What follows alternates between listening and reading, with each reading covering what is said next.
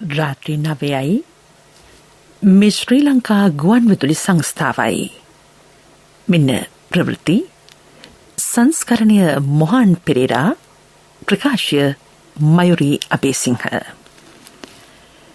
ශ්‍රී ලංකාව පමණක් ඉලක්ක කරගනිමින් ජගත් මානව හිමිකම් කවුන්සිලය තුළ යාන්ත්‍රණයක් ක්‍රියාත්මක වීම සුදුසු නොවන බව විදේශ ඇමති අවධාරණය කරයි. ජනාධිපතිතුමා ජගත් සංවිධාන සැසියට සහභාගී වීම ජයග්‍රහණ රැසකට හේතු වන බව කරෝ ජයසූරිය මහතා පෙන්වා දෙයි. වයස අවුරුදු 12-19 අතර ආබාධ සහිත දරුවන්ට කොවිඩ් එන්නත දීම සිකුරාදා සිට. දෛනික කොවිඩ් මරණ සංඛ්‍යාව විශාල ලෙස අඩුවේ.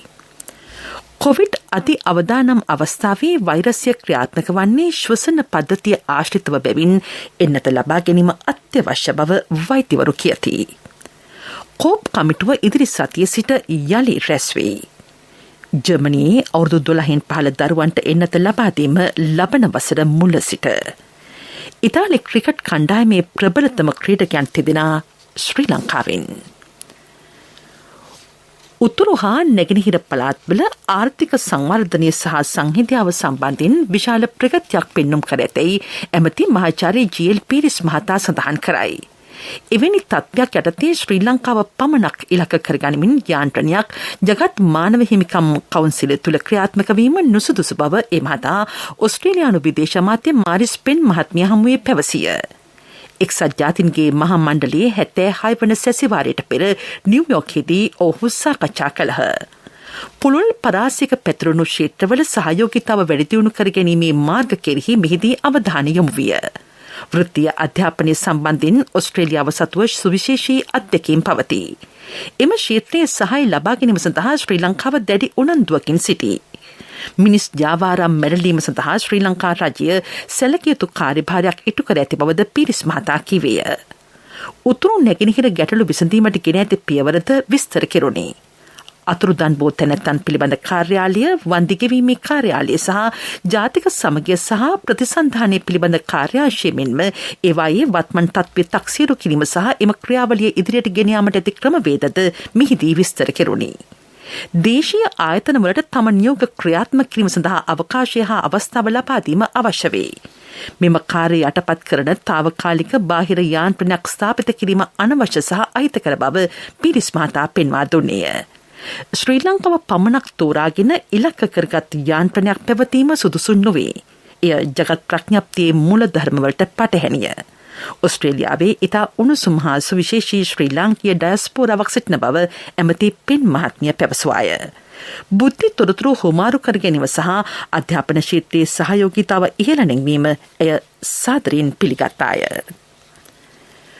ප්‍රජාතන්ත්‍රවාදී සහ මානව අයිතිකාසිකම් වලට ගරු කරමින් ජාත්‍යන්තරය සමග අත්වැල් බැඳගෙන රටේ ඉදිරි ගමන් මඟ සිදු විය යුතුයයි සාධාරණ සමාජයක් සඳහා වූ ජාතික ව්‍යාපාරයේ සභාපති කරෝ ජයසූරිය මහතා පවසයි. ඒ සඳහා වැඩපිළිවෙලක් සකස් කිරීමට පක්ෂ විපක්ෂ සියලු දෙනා එක් විය යුතුයයි ඒ මහතා කියා සිටියේ. ජනාධිපතිතුමා ජගත් සංවිධාන සැසියට සහභාගී වීම රටට විශාල සහනයකි. ශ්‍රී ලංකාව කෙරෙහි ඇති විවිධ ආකල්ප පැහැදිලි කිරීමට එය කදිම අවස්ථාවක් බව ඔහු පෙන්වා දෙයි. වයස අවුරුදු 12-19 අතර ආබාධ සහිත සහ නිදන්ගත රෝගවලින් පෙළෙන ළමුන් සඳහා එන්නත් ලබා දීම ලබන 24 වැනිදා සිට ඇරඹේ. රිච්වේ ආර්යා ළමා රෝහලේදී ඔවුන්ට ෆයිසර් එන්නත ලබා දීමට ක්‍රියා කෙරේ. සිසු දරුවන්ටද එම එන්නත ළඟදීම ලබා දීමට සෞඛ්‍යාංශ සූදානමින් සිටී. කුරුණෑගල දිස්ත්‍රික්කයේ වයස අවුරුදු 20ට වැඩි පුද්ගලයන් එන්නත් කිරීම හෙට ඇරඹේ. කුරුණෑගල පළාත් මහ රෝහලේදී උදේ 8 සිට රාත්‍රී 12 දක්වා ඒ සඳහා අවස්ථාව පවතී. එම දිස්ත්‍රික්කයේ 2,40,000කට වැඩි පිරිසක් එන්නත ලබා ගැනීමට සුදුසුකම් ලබා සිටී. හෙටින් පසු දිස්ත්‍රික්කයේ වෙනත් ප්‍රදේශවලද වැඩසටහන ක්‍රියාත්මක කෙරේ. තවත් කොවිඩ් මරණ 66ක් සෞඛ්‍ය සේවා අධ්‍යක්ෂවරයා තහවුරු කළේය. ඒ අනුව මෙරට කොවිඩ් හේතුවෙන් මියගිය සංඛ්‍යාව 12,284කි. දැනට තිබෙන සායනික පරීක්ෂණ අනුව කොවිඩ් වෛරසය මට්ටම් දෙකකට බෙදෙන බව කොළඹ ජාතික රෝහලේ ශ්වසන රෝග පිළිබඳ විශේෂඥ වෛද්‍ය ආචාර්ය සමන්නායක මහත්මිය පවසයි. එහිදී මුල් සති 4දී ඇතිවන කොවිඩ් රෝගී තත්ත්වය වඩාත් සක්‍රිය අවස්ථාව වේ. මසකට පසු ඇතිවන්නේ පශ්චාත් කොවිඩ් සමයයි. සක්‍රිය කොවිඩ් කාලයේ දින 5 සිට 7 දක්වා වෛරසය ශරීරයේ ගුණනය වේ. දින 7කින් පසු තවත් සතියක් පෙනහළුවල ලප වැනිදේ ඇතිවේ.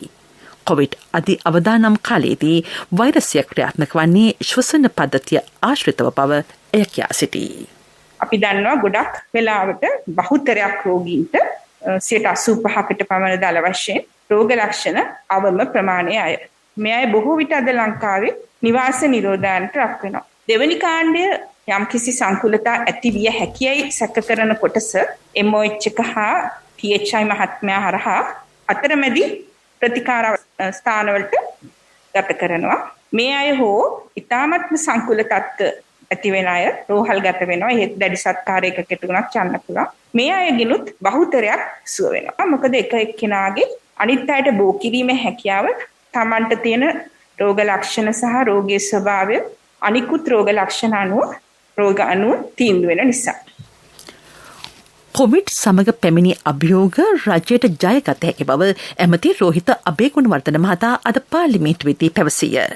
2015දී යහපාලනයට රට භාර දෙන විට ඒක පුද්ගල ආදායම $3,853ක් විය. එය 2019 වසරේදී විශාල ලෙස පහත වැටුණේ. රනිල් වික්‍රමසිංහ හිටපු අගමැතිවරයා කියනවා එහෙම කිසි වංචාවක් සිද්ධ වෙලා නැහැ කියලා. කිසිම වංචාවක් සිද්ධ වෙලා නැහැ කියලා. කොට දෙවි හාමුදුරුවනේ මෙතුමන්ලාට පුළුවන් කමක් තිබුණා නම් ඒ විදියට ඒ මහ බැංකුව මංකොල්ල කාපු එක පැත්තක තියමු. මොකටද රවි කරුණානායකට දුන්නේ මුදල් ඇමතිකම? මොකටද මංගල සමරවීරට දුන්නේ මුදල් ඇමතිකම? එක්සත් ජාතික පක්ෂයේ මුළු රටේම ආසන සංවිධායකවරුන්ට මුදල් බෙදුවා. ඒ මුදල් කාගේ මුදල්ද? මහ බැංකුව මංකොල්ල කාපු මුදල්. 100 දෙන්නකෝ මෙතන 80 ගිහිල්ලා. එහෙම ගහපු අයියලා නෙමේ දැන් කතා කරන්නේ. ඉතින් අපි කියන්නේ කරුණා කළා මේ කියන විදියට එදා රට පාලනය කරා නම් 2015 ඉඳලා 2020 වෙනකන් මොකද්ද රටේ තිබ්ච ප්‍රශ්නේ? කිසි දෙයක් තිබුණේ නැහැ. තෙල් මිල පහළ වැටලා තිබුණා. යුද්ධයක් අවසන් කරපු රටක් බාර දුන්නේ 2015 ජනවාරි 8 වෙනිදා බාර දෙනකොට ආර්ථික වර්ධන වේගය 7.4යි. 2010 ඉඳන් 14 වෙනකන් 2015 2.3ට අඩු වුණා. උද්ධමනය පාලනය කිරීමට රජය අසමත් වී ඇතැයි පාර්ලිමේන්තු මන්ත්‍රී විජිත හේරත් මහතා කිවේය. කාපනික පොහොර භාවිතයට පිවිසිය යුත්තේ ක්‍රමානුකූලව බව හෙතෙම කියයි. රට ඉදිරියට ගෙන යාමට ජාතික වැඩපිළිවෙලක් අවශ්‍ය බව පාර්ලිමේන්තු මන්ත්‍රී පාටලී චම්පික රණවක මහතා සඳහන් කළේය. වර්තමානයේ ශ්‍රී ලංකාවට ඇත්තේ ණය ලබා ගැනීමේ අර්බුදයක් බව ඔහු පෙන්වා දෙයි. රජයේ බදු සහන මගින් පුද්ගලික අංශය රැකගෙන රැකියා විශාල ප්‍රමාණයක් බේරා ගැනීමට හැකි වූ බව පාර්ලිමේන්තු මන්ත්‍රී ගාමිණී වලේබොඩ මහතා පැවසිය. ත්‍රස්තවාදයට සම්බන්ධ සැකකරුවන් කිසිවෙකු නිකරුණේ රඳවාගෙන නැතැයි පාර්ලිමේන්තු මන්ත්‍රී ප්‍රේමනාත් සී දොළවත්ත මහතා සඳහන් කළේය. 2020 මුල් සහ දෙවන කාලතුවට සාපේක්ෂව මේ වසරේ එම කාල පරාසයේදී ආර්ථිකයේ විවිධ අංශවලින් ප්‍රගතියක් අත්පත් කර ගැනීමට රජය සමත් වූ බව රාජ්‍ය අමාත්‍ය ශ්‍රීහාන් සේමසිංහ මහතා සඳහන් කළේය. කිසිදු ව්‍යසනයක් නොතිබූ අවධියක යහපාන රජය ආර්ථිකය බිඳවැට්ටූ ආකාරය ඔහු පැහැදිලි කළේය. නොවැම්බර් අවසන් වන විට සියලු දෙනාම එන්නත් කිරීම රජයේ අපේක්ෂා වී තිබේ. පෞද්ගලික මැදිහත්වීම් කරලා මේ අවශ්‍ය එන්නත් ටික ගෙනල්ලා මේ රටේ ජනතාව එන්නත් කරණයට භාජනය කරාට පස්සේ මෙන්න ප්‍රතිඵල එනවා. අද මේ විපක්ෂය කලබල වෙලා ඉන්නේ 2020 දෙවනි කාර්තුවට සාපේක්ෂව අපි පළවෙනි වරට රට වහන්නේ එදා මේ 2020 දෙවනි කාර්තුවට සාපේක්ෂව අපි 2021 112.3ක වර්ධනයක් ගන්නවා. මේක සෞඛ්‍ය ආරක්ෂිතව රට පවත්වාගෙන යාම සහ ආර්ථික කළමනාකරණයේ ප්‍රතිඵලයක් නෙවෙයිද? කඩාවැටෙන කෘෂිකර්මාන්තය 2020 ඉඳලා 2022 දෙවනි කාර්තුව වෙද්දී 8.1ක වර්ධනයක් ගන්නවා. අපි කර්මාන්තාංශයේ 22ක වර්ධනයක් ගන්නවා. 2015 19 කඩාවැටි ඉදිකිරීම ශේෂ්ත්‍රය මේ කාලයේ වෙද්දී 18.2ක වර්ධනයක් 2021 දෙවනි කාර්තුව වෙද්දී පේනවා. සේවා අංශයේ 7.5ක වර්ධනයක් ගන්නවා. ඒ හින්දා අද විපක්ෂයට තේරුම් ගිහිල්ලා තියෙනවා. එදා 10%ක් විතර එන්නත් කරන වෙලා තිබ්බ අවස්ථාවක මේ විදිහේ ආර්ථික වර්ධනයක් අපි ගන්න පටන් ගත්තා නම් මේ රටේ ඉලක්කගත සියලුම දෙනා එන්නත් කරණයත් එක්ක නැවත මේ ආර්ථිකයේ පිබිදීම එනවා කියන එක පක්ෂයට ස්ථීර වශයෙන්ම පැහැදිලි වෙලා තියෙනවා. කෝප් කාරක සභාව ඉදිරි පාර්ලිමේන්තු සතියේ සිට නැවතත් සතියකට දින 3ක් කාරක සභා රැස්වීම පැවැත්වීමට තීරණය කරයි. කොවිඩ් නිසා පසුගිය කාලයේ එම රැස්වීම පැවැත්වීමට නොහැකි විය. එම කමිටුවේ විශේෂ රැස්වීමක් එහි සභාපති මහාචාර්ය චරිත හේරත් මහතාගේ ප්‍රධානත්වයෙන් අද පාර්ලිමේන්තුවේදී පැවැත්විනි. කාර්මික සභාවේ ඉදිරි කටයුතු සහ පැමිණීමට නියමිත ආයතන සම්බන්ධයෙන්ද මෙහිදී සාකච්ඡා කෙරුණි. නවවන පාර්ලිමේන්තුවේ දෙවැනි කෝප් කමිටු වාර්තාවේ නිර්දේශ ක්‍රියාත්මක කිරීමේ ප්‍රගතිය පිළිබඳ මෙහිදී අවධානය යොමු විය. වර්තමානයේ සාකච්ඡාවලට ගැනෙන ප්‍රධාන ගැටලු සහ ඊට අදාළ ආයතන රැසක් පිළිබඳවද කමිටු සමාජිකයෝ අදහස් පළ කළහ. ලංකා විදුලි බල මණ්ඩලය, ඛනිජ තෙල් නීතිගත සංස්ථාව, ලිට්‍රෝ ගෑස් යන ආයතනවල ගැටලුකාරී තත්ත්වය පිළිබඳ මෙහිදී අවධානය යොමු විය. අධිකරණයට කරුණු වසන් කර විවිධ පුද්ගලයන්ට අලි 13 දෙනෙකු ලබා දීමේ සිද්ධිය සම්බන්ධයෙන් අපරාධ පරීක්ෂණ දෙපාර්තමේන්තුවේ නිලධාරීන් කීප දෙනෙකුට සහ නීතිපතිවරයාට එරෙහිව පරිසර යුක්ති කේන්ද්‍රය අද අභියාචනාධිකරණය හමුවේ නඩු පැවරිය. මෙම අලි 13 දෙනාගෙන් එක් ඇතින්නක් පැටවකු බිහි කර තිබේ. එම ඇතින්න සහ පැටවා එක් තැනක රඳවනවාද එසේ නැතහොත් පැටවා මවකින් වෙන් කරන්නේද යන්න අද අධිකරණයේදී සාකච්ඡා විය. මෙහිදී දැනට එම ඇතින්න සහ පැටවා භාරව සිටින අයිතිකරු එම දෙදෙනාම තමන්ට පවරා දෙන ලෙස ඉල්ලා සිටියේය.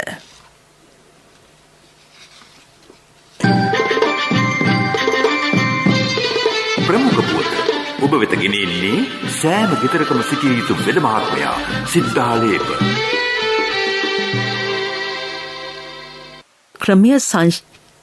ඡන්ද ක්‍රමය සංශෝධනය සඳහා පත් කර ඇති පාර්ලිමේන්තු විශේෂ තේරීම් කාරක සභාව හමුවේ තවත් පක්ෂ 3ක් යෝජනා ඉදිරිපත් කළේය. ඊළඟේ තමිල් අරසු කච්චි, දෙමළ ප්‍රගතිශීලී සන්ධානය සහ එක්සත් ජාතික නිදහස් පෙරමුණ එම පක්ෂ වේ. මෙහි විශේෂ කාරක සභාව එහි සභාපති සභානායක අමාත්‍ය දිනේෂ් ගුණවර්ධන මහතාගේ ප්‍රධානත්වයෙන් යලි හෙට පස්වරුවේ පාර්ලිමේන්තු සංකීර්ණයේදී පැවැත්වේ. හෙට සමගි ජනබලවේගය, අපේ ජනබල පක්ෂය සහ ශ්‍රී ලංකා මුස්ලිම් කොංග්‍රසයද සිය යෝජනා ඉදිරිපත් කිරීමට නියමිතයි. ප්‍රමුඛ පුවත ඔබ වෙත ගෙන ආවේ සෑම ගෙදරකම සිටිය යුතු වෙද මහත්මයා සිද්ධාලේප. ශක්ති හඬ අවධානය පිණිසයි. ලියාපදිංචි පෞද්ගලික බස් රථ හිමියන්ට සහන සැලසීමට ජාතික ගමනාගමන කොමිෂන් සභාව සූදානම් වේ. ඒ අනුව වාර්ෂික රක්ෂණ ගාස්තුවේ දෙවන කොටස ගෙවීමට මාස 6ක අමතර කාලයක් ලබා දීමට රක්ෂණ සමාගම් කැමැත්ත පළ කර ඇතැයි වාර්තා වේ. පෞද්ගලික බස් රථවල රක්ෂණය ලබා ගැනීමේදී එහි සම්පූර්ණ මුදලින් 10% ගෙවා ඉතිරිය මාස 2කදී ගෙවීම සාමාන්‍ය ක්‍රියාපටිපාටියයි. එහෙත් දැන් ඒ සඳහා මාස 6ක් ලැබෙනු ඇත. විදෙස් පුවත්.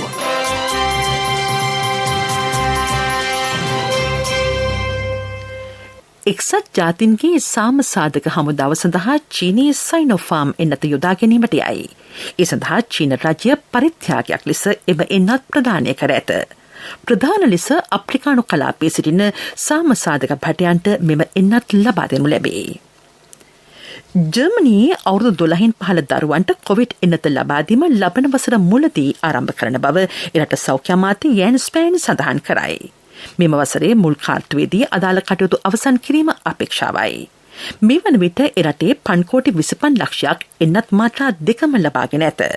එරට එන්නත් කරන්නේ සාමාන්‍ය 63 ඉක්මවා තිබේ. තවත් මිලියන 56ක් එක් මාත්‍රාවක් ලබාගෙන ඇත.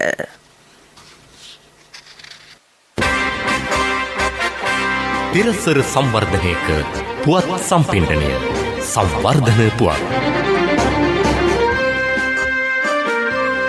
හසලක බුලත් පෙල් කඳුරු ගම්මානය සෞභාග්‍යයා නිෂ්පාදන ගම්මානයක් බවට පත් කෙරේ. එහි ධාන්‍ය සැකසුම් මධ්‍යස්ථානයක් ඉදිකිරීම දැන් ආරම්භ කර ඇත. සමෘද්ධි අමාත්‍යාංශයේ ඒ සඳහා රුපියල් කෝටියක් වැය කිරීමට නියමිතයි. පැරණි ප්‍රාථමික විදුහල් ගොඩනැගිල්ලක් මේ සඳහා යොදා ගැනේ. ගොඩනැගිල්ල පමණක් ප්‍රතිසංස්කරණයට රුපියල් ලක්ෂ 25ක් වැය කෙරේ.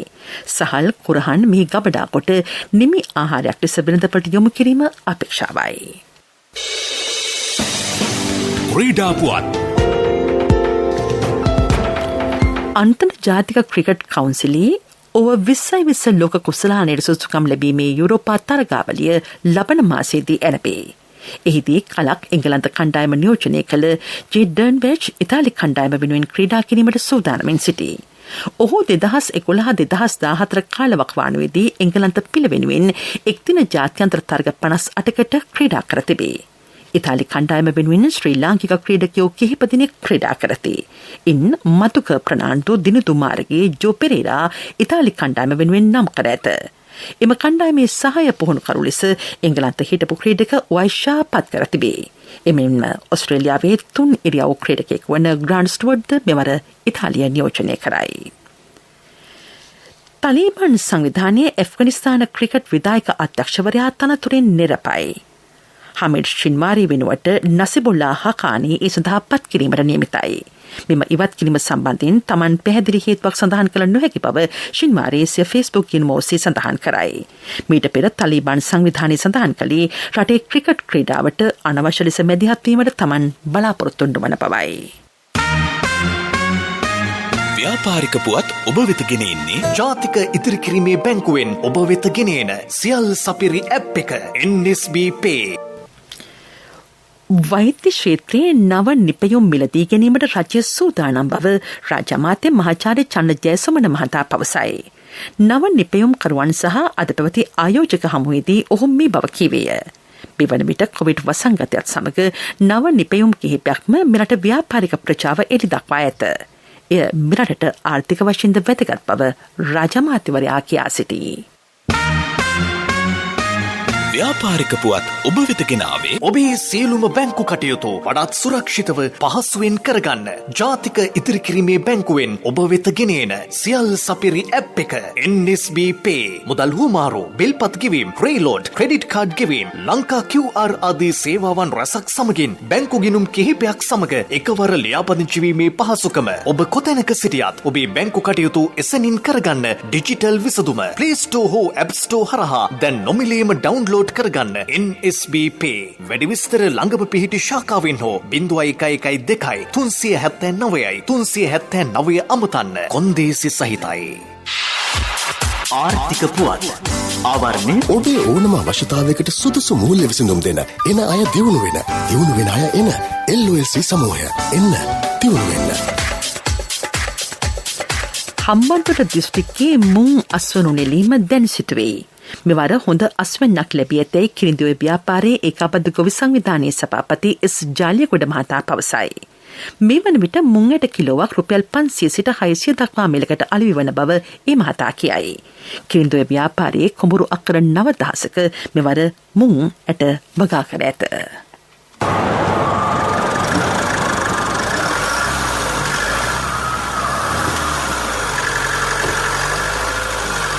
සුනිල් අයියා අලුත් ලොරියකුත් අරගෙන හරි ගියින් වගේ.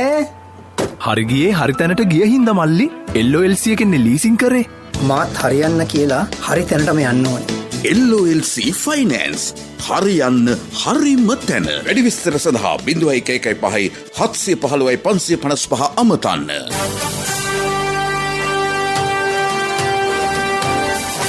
කාලගුණ වාර්තාව සබරගමුව බස්නාහිර හා වයඹ පළාත්වලත් මහනුවර නුවරඑළිය ගාල්ල මාතර දිස්ත්‍රික්කවලත් විටින් විට වැසි ඇතිවන බව කාලගුණ විද්‍යා දෙපාර්තමේන්තුව සඳහන් කරයි. ඇතැම් ස්ථානවලට තද වැසි ඇතිවේ. නැගෙනහිර ඌව හා උතුරු මැද පළාත්වලට පස්වරුවේ ගිගුරුම් සහිත වැසි ඇතිවිය හැකිය. අද පෙරවරුවේ සිට කොළඹ ඇතුළු තදාසන ප්‍රදේශවලට තද වැසි ඇදහෙළමින් පවතී. යලි සිරස්සල ශ්‍රී ලංකාව පමණක් ඉලක්ක කරගනිමින් ජගත් මානව හිමිකම් කවුන්සිලය තුළ යාන්ත්‍රණයක් ක්‍රියාත්මක වීම සුදුසු නොවන බව විදේශ ඇමති අවධාරණය කරයි. ජනාධිපතිතුමා ජගත් සංවිධාන සැසියට සහභාගී වීම ජයග්‍රහණ රැසකට හේතු වන බව කරු ජයසූරිය මහතා පෙන්වා දෙයි. වයස අවුරුදු 12-19 අතර ආබාධ සහිත දරුවන්ට කොවිඩ් එන්නත දීම සිකුරාදා සිට.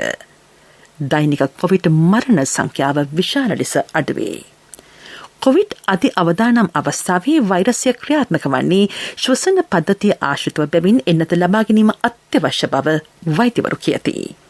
කෝප් කමිටුව ඉදිරි සතියේ සිට යලි රැස් වෙයි. ජර්මනියේ අවුරුදු 12න් පහළ දරුවන්ට එන්නත ලබා දීම ලබන වසර මුල සිට. ඉතාලි ක්‍රිකට් කණ්ඩායමේ ප්‍රබලතම ක්‍රීඩකයන් තිදෙනා ශ්‍රී ලංකාවෙන්. ප්‍රවෘත්ති සමාප්තයි.